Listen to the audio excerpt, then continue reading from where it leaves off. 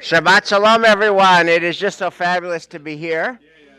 And I want to frame our talk today before we say the blessings for learning Torah together. We are working our way through a couple of articles in this journal called Sources that the Hartman Institute comes out with. And last week, we read Elliot Cosgrove's piece. He's the rabbi at Park Avenue Synagogue in New York. And he writes about a diagnosis that hardly anyone could gainsay, hardly anyone could deny, which is that the movement, the conservative movement of which he's a part, is not halachic. People don't respond to commands. They don't believe in a commanding God. They don't see themselves bound by halacha. And then that was clear. His prescription, what do you do about it, to me anyway, was murky. People could read it differently, but his diagnosis had perfect clarity. His conclusion was, it felt murky to me. He kind of talked about commandedness, but how you do commandedness when people don't believe in a commanded God, not clear to me. So we stopped there, and Bob Kahn, after class, was mentioning to me, hey, there's another article right after that in this by Leon Morris, who is the president of Pardes Institute, which is a wonderful learning yeshiva in Jerusalem. Actually, Elisa studied there before she went to Hebrew College for her ordinations, as did Michelle, apparently. And he's also the son-in-law of our own beloved Joel Berkowitz. And he writes a whole piece about what to do about it, which we'll get to in a minute. But first, let's thank God for the gift of learning Torah together. Baruch atah Adonai Eloheinu melech haolam, asher kiddushanu b'mitzvotav v'tzivanu la'asok b'divrei Torah. V'ha'arevna Adonai Eloheinu et divrei Toratcha b'finu u'b'fi amcha beit Yisrael, v'niyeh anachnu v'tzatza'enu v'tzatza'ei amcha beit Yisrael, kulanu yodei shemecha v'lomdei Toratecha lishma. Baruch atah Adonai hamalamed Torah li'amo Yisrael. Baruch atah Adonai Eloheinu melech haolam, asher bachar banu mikol ha'amim, v'natan lanu et Torato. Baruch atah Adonai noten haTorah. So, dear colleagues, good Shabbos and good morning. And before we get into Leon Morris, I wanted to step back and ask what's at stake in this conversation. In other words, the premise of this journal is that there's a lack of alignment, a disconnect between the principles of liberal Judaism, the principles of non-Orthodox Judaism, and the actual lived lives of American Jews. And the question I want to ask is, what's at stake in this conversation? What hangs in the balance? So here's how I want to begin this. I actually did some research. I had heard a statistic from Yehuda Kurtzer in September when he was at Temple Emmanuel speaking at a CJP event, and it had been hanging around in my head for all these months, and then I actually went to the source to confirm it. So here's the answer. Conservative congregations in America, according to the United Synagogue of Conservative Judaism, the USCJ, that is the organization responsible for shepherding them, reports, and they confirmed this just Thursday or Friday of this week, that in the 1970s, there were 900 conservative synagogues in North America. Today, there are 540. So we went from 900 to 540, okay? And, of course, we're very much trying to resist that trend line here. Obviously, we're doing a strategic plan.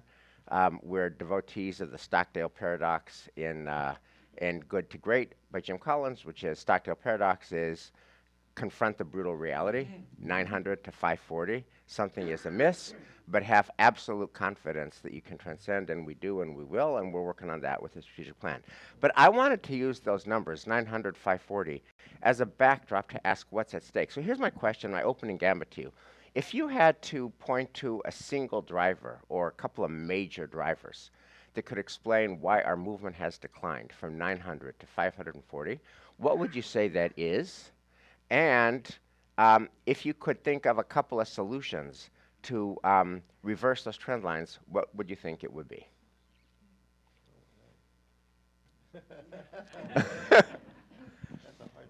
That's a challenging question because I think there's not maybe one answer, but I think there's a multiplicity of answers. Certainly we're living in a culture right now more broadly, even outside of Jewish life, where those traditions that are on the right are having traction, and the liberal pieces of our American culture in general are finding themselves with liberal religious pieces finding themselves with some struggle more broadly. I think American culture, which sets us up to be independent actors, individualism, is a little challenging for a tradition that tries to walk the balance between being connected and commanded and being free, right? And being able to innovate and drive. And I think people like simple answers. And you always say the best sermon is a simple sermon. And the conservative movement's theology, philosophy, engagement is not always a simple sermon. It requires taking into account both our tradition and change. I mean, for how many years has the conservative movement been trying to come up with a tagline that actually will very simply articulate what we are? Part of being a big tent is that there's not one thing that we are. We are many things to many people, and it's not a simple sermon. I have a different answer to that, Yay. which I love and respect what you just said. But, Yes. but I'm going to do an analogy. I was, when I started going to restaurants here in America with my wife, I was taken by one usual situation that I saw over and over. People called the waiters and they said, "Can I have the Greek salad, please?" "Sure, but can I have no olives, no cheese, and can I add tuna? Can I add eggs? Can I add this and that?" "Of course, sure." So what does it mean? It's not what the restaurant does. I mean, what if I consume what is there, is what the restaurant is able to do for me. The power of being happy. There is some mysterious reasons that society has created this idea that we have to find happiness no matter what, how we reach it. Find your own way. Find ways of going take from here, take from there, take from that. The power of individualism. Yeah. So that is to me the answer. Yeah, and that connects very much with Leon Morse's article, because the language he uses is autonomy. Right? As I'm going to be my own autonomous salad orderer. I don't want your Greek salad. I want my version of a Greek salad. And he talks about, for example, people who say, "I'm going to do Passover, but I'm not going to do it on the designated night. I'm going to do it on an available weekend in April when it works for me and my family." Yeah. So I'm going to do Passover not in sync with the Jewish world, like I'm going to order a salad not in sync with what the restaurant serves. Autonomy. And then the question that he's going to wrestle with here is there a way to think about, is there some concept that we could teach that could persuade people to use their autonomy to choose to bind themselves to something larger than themselves? Yeah. Mr. Nesson. Yeah, I was thinking that I think this diminution of the conservative movement really started in the 19th century.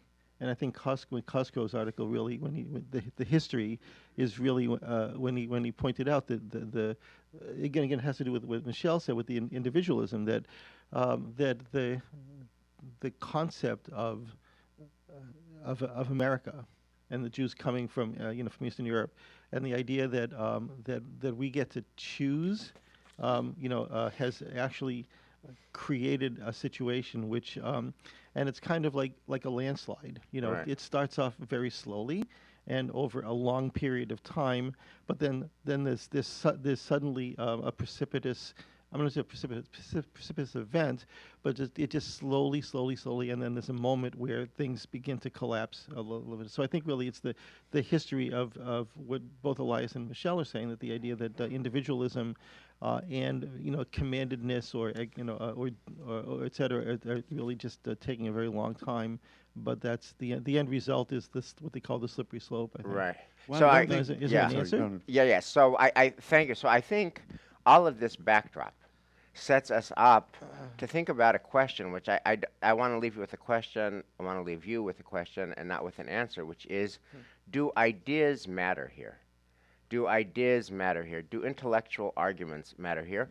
Are the forces that you've all talked about, autonomy, the salad, uh, history that Elliot Cosgrove mentioned, etc., the culture of the larger society that Michelle mentioned, are all of those forces so strong and so irresistible that no idea can resist them? It's as if to say, if you're on the top of a building and you drop an object off the building, gravity is just so strong and irresistible that you can't talk that dropping object out of falling. That dropping object is going to fall no matter what ideas you bring to its attention as it falls.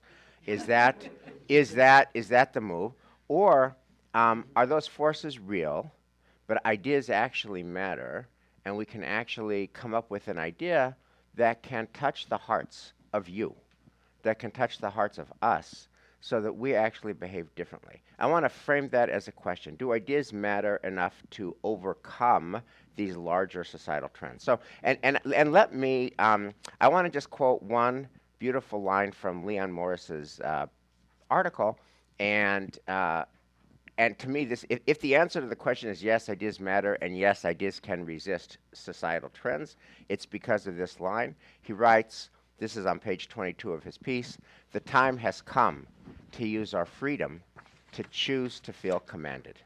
Right, the time has come to use our freedom. So in other words, we have freedom. That's the culture. We don't have to get the Greek salad off the menu. Culture is there. History is there. We have freedom, but now we can use our freedom to take the Greek salad that they're offering, and to say, I'm not going to be a schmo. I'm not going to be an individualist. If you order Greek salad, that's a good reason for it. I'm going to take that.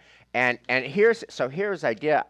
If you haven't read the article, here's his idea. If you have read it, here's his idea, which is he draws this distinction between submission, which is I do what you tell me to do because I am controlled by you, and in the process of I do what you tell me to do, you being God, you being Jewish community, you being halachic tradition, I think the word he uses is abnegating, self-abnegation. I'm making myself smaller, right? So I actually really want lobster at Legals, but I'll take the salmon because halakha commands me, and I therefore don't, and I'm going to submit, and therefore I'm going to eat the salmon I don't want instead of the lobster I do want.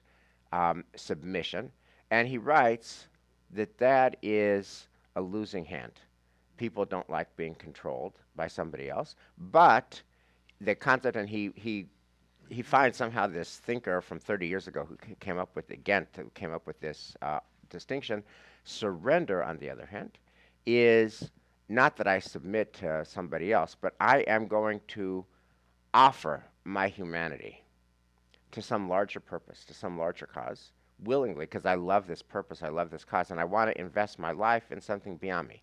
I don't want to just be about me, right? The point of a worthy life cannot be just me. If the point of my life is me, I have a shrunken, shriveled, inconsequential life. If the point of me is to invest me in something larger than me, now you're talking about a worthy life. William James said, the purpose of a life is to invest it in something that will outlast it. The purpose of a life is to invest it in something that will outlast it. So he comes up with surrender as it is. What worthy cause? I want to live a consequential life, a worthy life. What worthy cause can I invest my life in? I'm going to surrender myself to this larger cause. And in the process of doing that, I will take on a whole regimen of responsibilities. So what do you think at a high level of this distinction between surrender and submission? I had never seen it before. I had never thought about it before. And when I read it, I said, yes, if ideas matter, this is an idea that matters. Yeah, this is okay, thank you, Elias. I think that this is exactly where Judaism has always stood, that we actually have both. We have the sense of being commanded within the Orthodox movement, and we also have the sense of submission, which is happening, around the other movements. So we've actually wrestled with this from earliest times, and I believe that, and the other thing that I actually believe is that most people actually like to be controlled in some way. That we find that in a meta way, we like to know that things are going to be a certain way. In a micro way, we like to make small decisions. Yes, I'm going to order the tuna instead of the instead of the lobster. But on the other hand, I like to know that the world is functions in a certain way, and that the government is always going to be there for me, et cetera. So I you're think saying, if I understand you, then you're saying you kind of don't love what he's saying because you actually think submission. He says submission is a losing hand. yes. And you're saying you disagree. You think Yes. submission actually is a winning hand, I and do. people like submission. Yes, I believe that. I Yeah, do. I think that two things. I think this is a perfect segue of the second part of the cost growth article. We want people who are, what was the term? Surrender, Surrender, yeah. because of their own convictions to our ideas, Right. and not the other one, because you are commanded to. That's our liberal Jews. That's how we live these days. All right. You can find members of the congregation who will be, yes, because God commanded me, but the majority don't do that. Okay, so we want that, and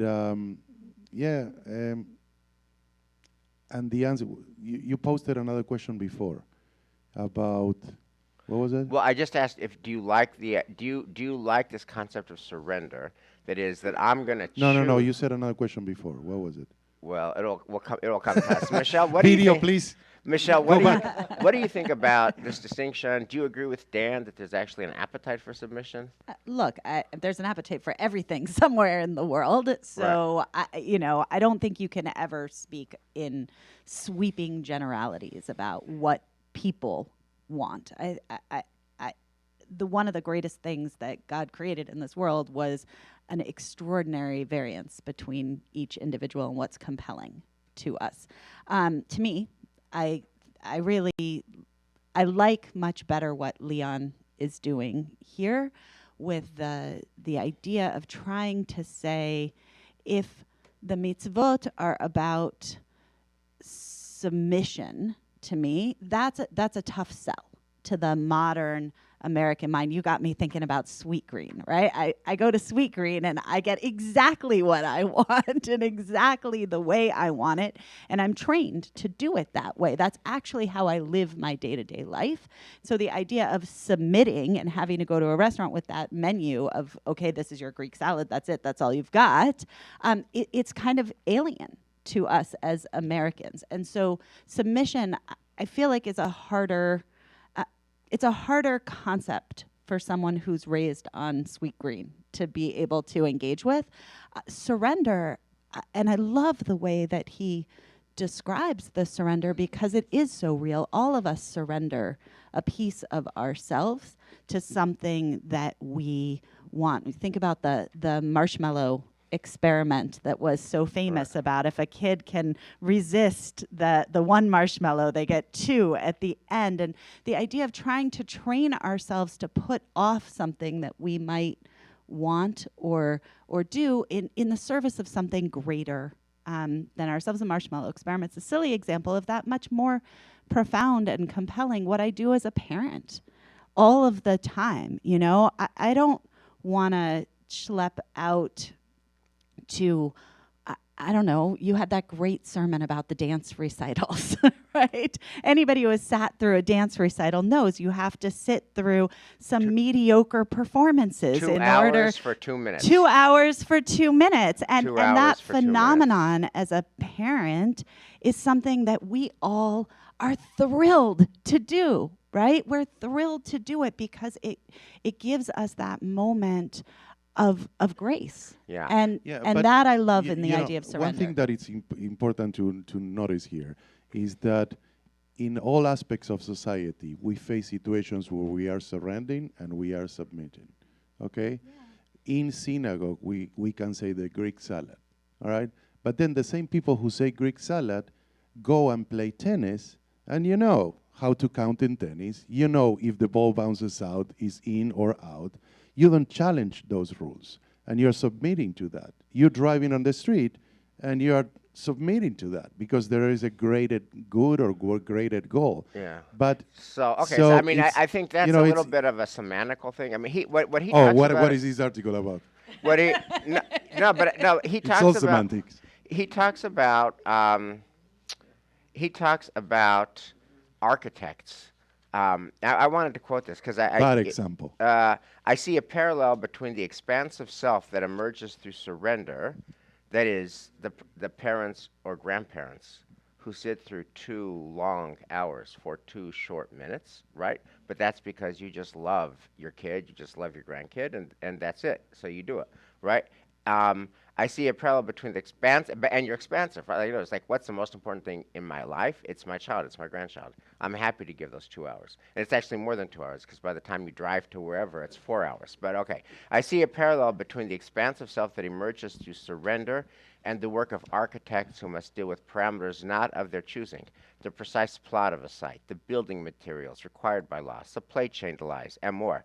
Within these limits, because of these limits, their ability grows, and as a result, they produce works of beauty and humility. Then he says, not only architects, but arguably the work of all artists could be said to require surrender to boundaries, borders, and limits. These restraints become a source of meaning and creativity. So, right, I think in real life, all of us are familiar with, if you're an architect, you have your plot. If you're an artist, you have your conventions. If you're a cantor or a rabbi.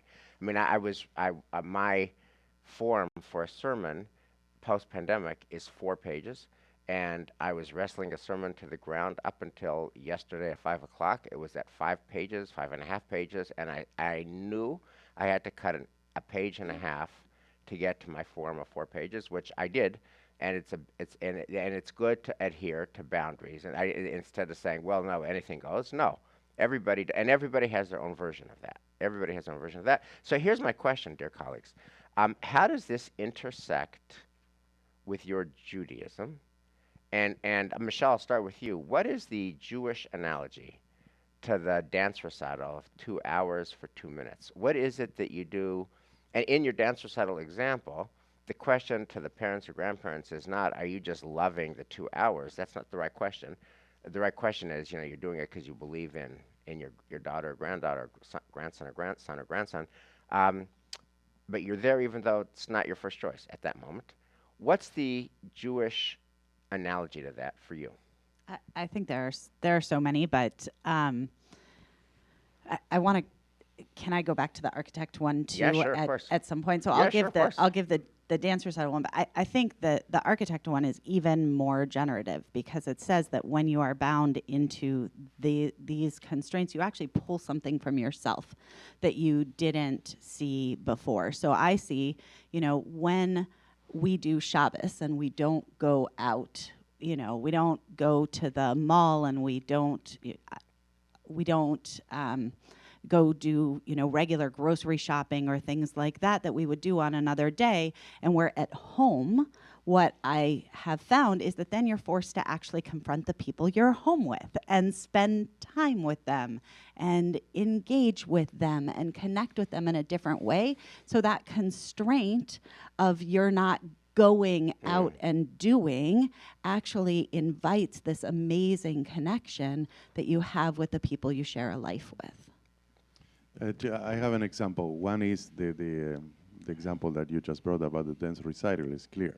You are invited to have an aliyah on Shabbat morning. The service lasts for 2.5 hours. You have to deal with the cantor singing for an hour, boring melodies in a strange language, and then you sleep through the rabbi's sermon. Thank you. And then you have but a it's blessing. A short sermon. Yeah. You have a blessing for an aliyah, for 5 minutes, and then you have to deal the 2.5 hours. That's a clear example.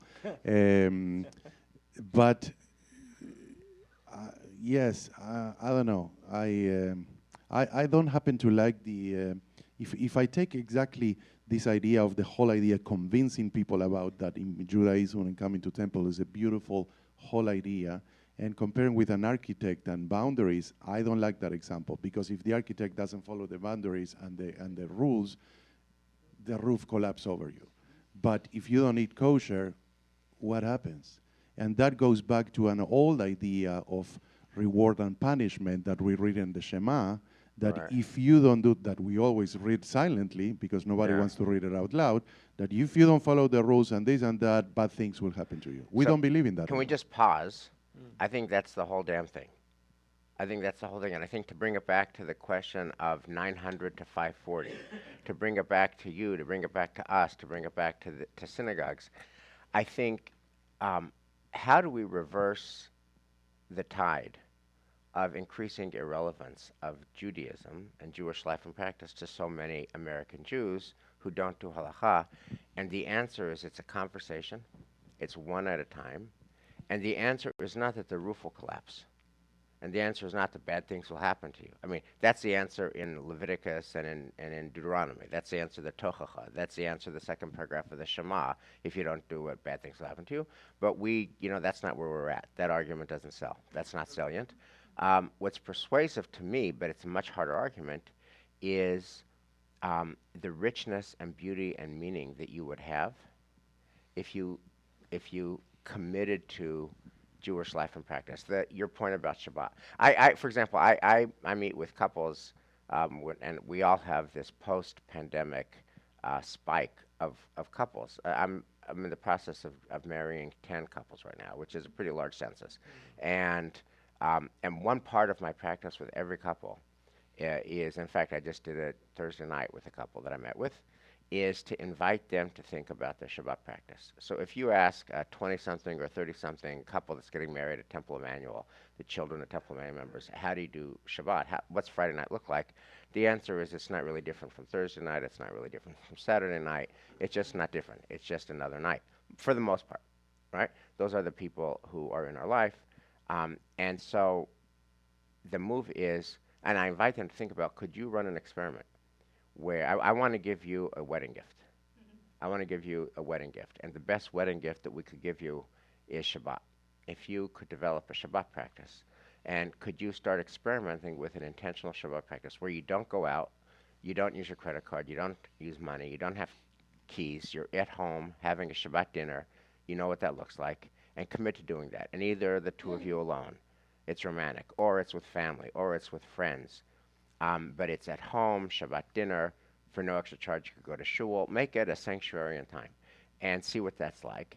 And it's that kind of conversation, one at a time. I think if there's a way to reverse the trend, it's to make Judaism relevant, and that's just a conversation. And it's ask them to surrender your Friday night, surrender your car keys, surrender your cash, surrender your wallet, surrender your plans to go to a restaurant, and stay at home, and you're going to do that because more meaning. So I guess my question to you is, do you think Leon Morris's article could be a helpful part of the solution to resist the 900 to 540, which itself is a symptom of increasing irrelevance of Judaism to Jews? Do you think that this idea, I want to come back to that meta question I posed at the beginning, does this question matter so much that it can be part of the solution? Well, I don't think this article is going to be particularly helpful because it's lamala lamata. It's there's nothing. Translate, Dan. Oh, sorry. It's like Plato's idea of the perfect versus the real world. Or it's the Jerusalem of perfection versus the real Jerusalem. The idea that yes, these are wonderful ideas, but where's the tachlis? Where's the actual suggestions on how to make that happen? Like the conversations that you have with people, make a plan for Shabbat. How does that resonate with people? What specifically are they going to do? And I think the specifics, the feet on the ground, is really where it's the rubber's going to meet the road, as it were. That if we don't have something concrete and specific, that ideas are not necessarily going to fly. Dan, let me just understand what you're I saying. don't have What any would idea. be concrete and specific that is more actionable? Well, this is why everybody else is here. Yeah, Right. I'm not sure what that would be. No, if we agree that we can't say to that couple, to whom Friday night and Thursday night and Saturday night are all the same, you are commanded to do Shabbos. That's not going to work. Right. Okay. The default energy is they don't do Shabbos. and that is not ideal. Yeah. So the question is, what will change the landscape? And we are in search of an idea that can appeal to, and that comes from a sweet, what's it called, sweet dreams culture, sweet salad culture? What's it called? Sweet green culture, where everybody gets to pick. That's our culture. We're not going to resist it. We're going to go with it. That if you pick, and that's what he says, use your freedom to choose to be commanded. If you say, hey, by the way, I will just say this. I've been doing this for a long time. Most couples that I work with report, oh my God, Shabbos is amazing. And I actually think, one couple at a time, most couples that I have worked with over these years report that I didn't know what I was missing. And so Judaism is pretty good merchandise. And if you can get people to actually open themselves to it with an open mind, they say yes for the most part. Michelle, or Elias, Michelle, what do you think? Yeah, I think there are different reasons, different things to examine here. One is you always like to bring the Lubavitch Rebbe here. So there is something that at least is how I see it.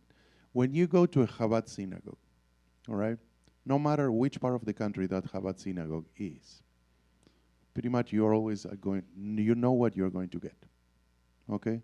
They follow certain patterns, certain rules, and people who go there understand what they are going and what's being offered. You go to a synagogue, conservative synagogue, here, in Texas, in California, or in Chicago, you have completely different experiences. So, first of all, is there a unified voice in the conservative movement? No. So the conservative movement as a whole, I think, failed in that aspect. I don't know, you as rabbis, in your early ages, I never taught in my life, not to students, not to kids, not to adults, a class on kashrut. Never in my life I taught a class on kashrut. I taught Jewish history, Jewish music, Nusach, Tamei Mikra, all what you want. Never on kashrut. Why? I don't know. But actually because it's so foreign to many people. And one of the pillars of the conservative movement is kashrut. So from the beginning we've been doing the things wrong. And the conservative movement have been doing the things wrong. So there are two things defining more my answer. One is that the liberal movement in some cases has failed in terms of bringing a unified voice. And also, every synagogue is different in a way. Yeah. I was going to say, I have taught a class on kashrut. I had to bring Dan in for me because I'm a vegetarian. So, so how did it work? So She went to Sweet Green and Wait, let me ask you a quick question. When we teach Tamei Mikra and Nusach, you see the results. What are the results of kashrut class? So what's interesting is largely an intellectual experience, and it's something that you put out there as a Jewish choice. And I think actually without knowing, Leon has identified something that I have felt for a very long time when I speak to kids or when I speak to adults here, that we are using our autonomy to choose to be bound to these commandments. And those commandments, therefore, can give us the frame in which we can discover something new, we can transcend ourselves. And that's largely the way that I would engage with kashrut, that I have engaged with kashrut in the past when I've taught it, that it's a sacred frame that we can use to make Jewish choices, which bind us to our tradition, bind us to each other, and ultimately bind us to God. Yeah, we have so much to talk here, Wes, and thank you. But do you know any religious school in the country, conservative religious school, that one of the subjects is kashrut? I mean, we can ask Alana, but I think ours, I hope at least it was pre-pandemic. The majority of kids experience kashrut for the first time if they go to a very traditional, aside from the houses, to a camp like Yavne. And they come back and they say to the parents, guess what? I ate kosher for 2 months, I want to be kosher now. Yeah. So our religious schools have also failed in that aspect. Well, I don't want to generalize. Perhaps there are. Guess what? We have a religious school, so we can actually we can change that, and we can think about the ways in which we do help our kids understand that surrender to some of these beautiful traditions that we have not only makes your life better. Because I think the challenge last week where we left off was if the mitzvot are only about making your life more meaningful. If it's not more meaningful to you, if you do kashrut and you say, nah, it doesn't really do anything for me, then you come back to your parents, to your religious school teachers, to anybody and say, nah, it didn't really work for me. Right. And you disconnect. Yeah. Wes, what are your But- solutions? So, first, Enlighten us. well, I, um, Wow, that's amazing. no. Here, let me put this differently, right?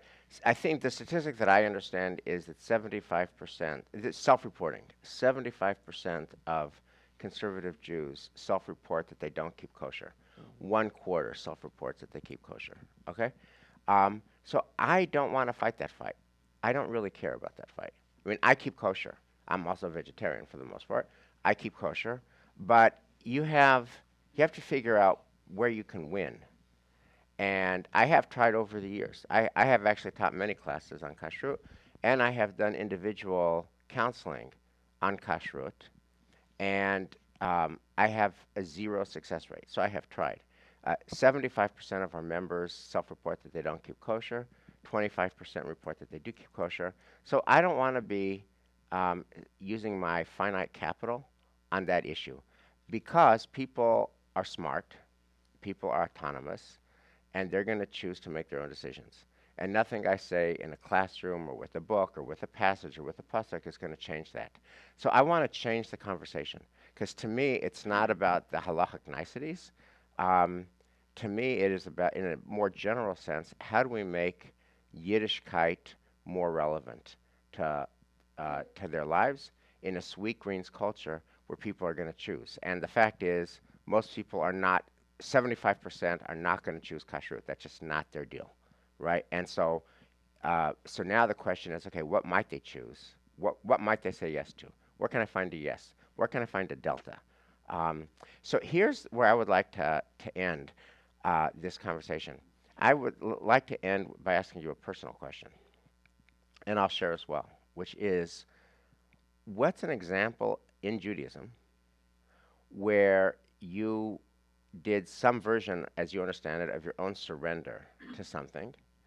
And by surrender, I mean that you do something that you don't want to do at the moment, right? Like the parent or grandparent that does not actually want to spend 2 hours for 2 minutes, but they do it, and they wouldn't think otherwise of not doing it.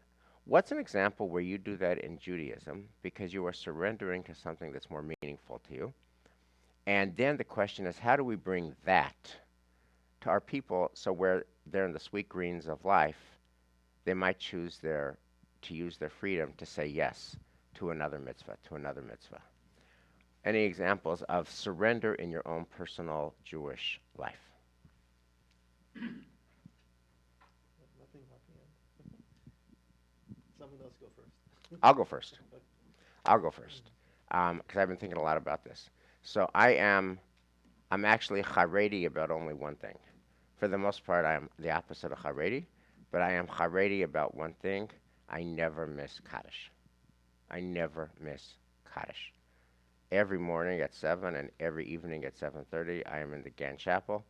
And if it happens like I had a teaching obligation Thursday night that I couldn't avoid, I bring, a sheaf of Mincha Marevs with me, and at 8:45, I ask the people there, can you make a minyan so I can say Kaddish, okay?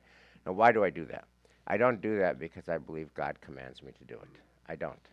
I don't even do it because I think my father-in-law would command me. He wouldn't. I do it because it's just meaningful. It just feels like I want to do it because I want to be the kind of person who is in an ongoing relationship with a dead father. And this is the way that I'm in an ongoing relationship with a dead father. Every morning I'm like, Dad, I wish I could call you. I can't call you, so I want to say Yikad Avi Kadash. And every night I like to say, hey, Dad, I'd love to call you. I can't call you, but Yikad Avi Kadash. It's just something that's deeply meaningful. And deeply meaningful means that I will move heaven and earth to get there. I literally flown in red eyes from Israel and red eyes from California, and I get home from the cab at 6:45, and I just go straight to shul to not miss that Kaddish. That's because I find it meaningful. I am surrendering my autonomy, not to commanding God, but to meaning. And And I think if we could help people choose to spend their autonomy on something that was meaningful, then one person at a time, we could reverse the trend lines. Thank you. Shabbat shalom. Any, I can't think of anything more beautiful than what you just said. Yeah.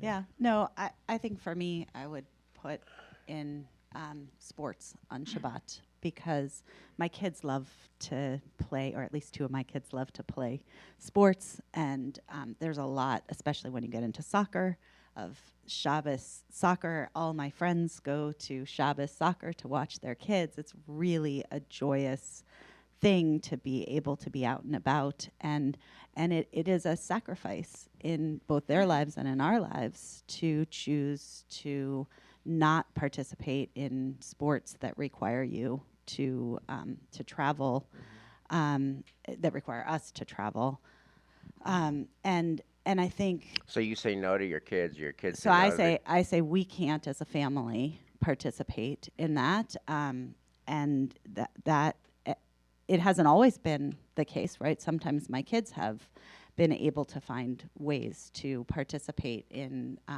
things. When Maya was little, we used to walk to the soccer field. She hated soccer, so this was not going to be a long-term arrangement. But we used to go to places that we could walk and try to participate. But there's a big gap socially in terms of the environment that we live in. When you can't participate in the travel sports leagues on Shabbos. And instead, my kids come here, by and large, and we invite them to be part of our family. There have been times that I've missed out as a parent in being able to have that cheering moment with my kid on Shabbos. And I think definitely, like walking in the snow, it's something that you do because you prioritize the family time that comes from it. You give up one thing, you give up the peer community in order to create the family community of traditions that goes on and on. I hope someday my kids will choose that they will look back and not remember, Benjamin not remembering we didn't get to go to soccer on Saturday, but that his parents found a way for him to play soccer on Sunday, and that we were able to do Shabbos here at Temple Emmanuel together on Saturday mornings. So Michelle, that's so powerful and so real. Just last question. Thank you for sharing that. I mean, you get the why of it and the sacrifice of it and what you get out of it as an adult and as a mother and as a rabbi. Do your kids get that? Probably not always, but I think when you're a parent, right, you play the long game, and sometimes you plant ideas and things. I want my kids to know that we are bound to something bigger than ourselves as Jews, and that does mean that we sacrifice in order to create the community and the culture that is such an important foundation of all of our lives. And that's another conversation. We can have so many conversations. What is we as parents, how we influence our kids, in a way that we live our Jewish lives. In my case, I never thought that the same boundaries I put on my kids and Shabbat, I never thought that my oldest kid will go to Jewish Theological Seminar next year. So in that case, he became more firm than me. And you never know how you can impact on your kids. Well, first of all, dear colleagues, thank you for really thoughtful conversation. I love being in dialogue with you. Elias, do you have a song that can take in this? I do have a song, and it's interesting because we never think much about what we do. I mean, at least I just put automatic pilot and I sing and I sleep and I think about the soccer match and anything. Now, so we sing every Friday morning. We do Shabbat with the nursery school, and we see the sparkle in their eyes when we do the Chala song or the Kiddush song. And we sing a song that we normally don't sing during liturgy, which is about beauty of Shabbat. We sing about beauty of God, how God is wonderful and that give us strength, but we never specifically said that Shabbat is beautiful. Ma Yafeh Hayom is what is beautiful today, Shabbat is here. מה יפה היום, שבת שלום. מה יפה היום, שבת שלום. שבת, שבת שלום. שבת, שבת שלום. שבת, שבת שלום. Shabbat Shalom. Thank you, dear colleagues.